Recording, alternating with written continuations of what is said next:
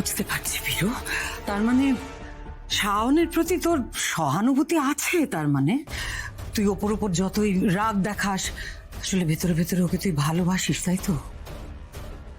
না, আমি ওকে ভালোবাসতে পারি না। ভালোবাসার চেষ্টা তো করিস। ভালোবাসা যেখানে আমার কাছে বিষ হয়ে গেছে, সেখানে আমি ওকে ভালোবাসবো কি করে বলতো? ওকে সামনে দেখলেই তো ভালোবাসার যন্ত্রণায় আমি ছটপট করি, সেই বিষের যন্ত্রণায় কাতরাই আমি। সারা শরীরে আমি সেই যন্ত্রণা ফিল করি, আর একটা ভয় আমাকে ঘিরে ধরে। কিসের ভয় বীরু? ভালোবাসার ভয়। আমি তো সত্যি সত্যি কাউকে ভালোবাসতে চেয়েছিলাম, ভালোবাসাকে পবিত্র মনে করতাম, কিন্তু একজন তো আমাকে ঠকিয়ে আমার কাছ থেকে দূরে চলে গেছে।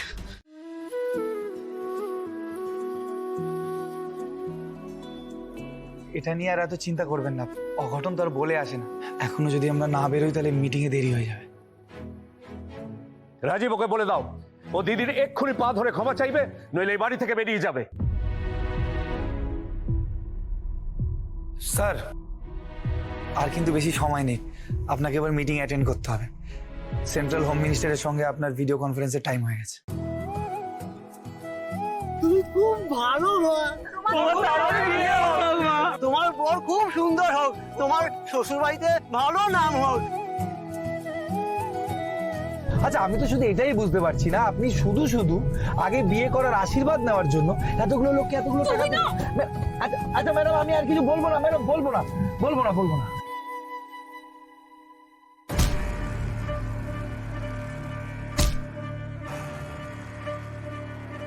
কাজের লোক একটা! চক্রবর্তী বাড়ির মেয়েকে স্পর্শ করার সাহস কি করে পাও তুমি?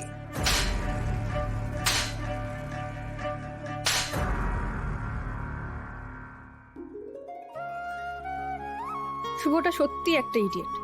ও অন্যকে সেভ করতে গিয়ে নিজেই বিপদে পড়ে যায়। হয়তো ওর মতো বোকা ছেলেগুলো পৃথিবীতে আছে বলেই পৃথিবীটা এত সুন্দর। ঠাকুর, তুমি শুভকে একটু বুদ্ধি দাও। শুভ এখন কেমন আছে, কি করছে, কিচ্ছু জানি না।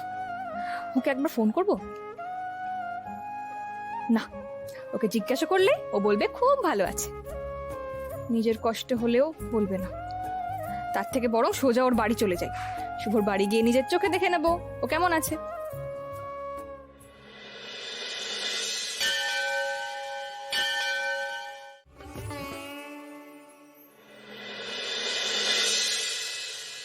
কি কি বলেছি সবাইকে মনে থাকবে তো? শুধু প্রসাদ খেলে হবে না, কিন্তু শুভর জন্য ঠাকুরের কাছে প্রার্থনাও করতে হবে। ঠাকুরকে বলবে যেন শুভ দাদাকে তাড়াতাড়ি ভালো করে দেয়। ঠিক আছে দিদি।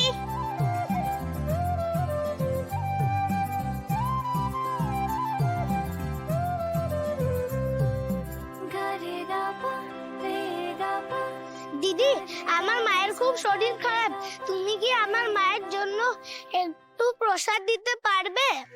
আমিও মাকে বলবো শুভদার জন্য ঠাকুরের কাছে প্রার্থনা করতে। এই নাও তোমার মায়ের জন্য প্রসাদ। তবে তুমি প্রার্থনা করবে শুভর জন্য, আর আমি প্রার্থনা করব তোমার মায়ের জন্য। ঠিক আছে? ঠিক আছে দিদি, তুমি খুব ভালো।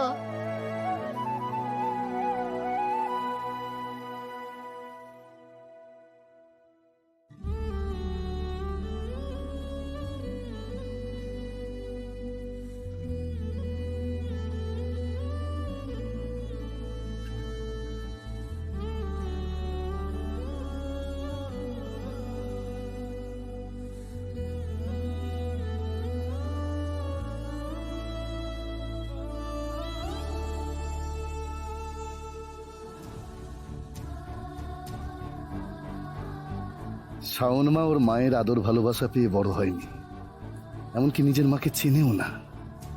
কিন্তু ঈশ্বরের কি পরিকল্পনা!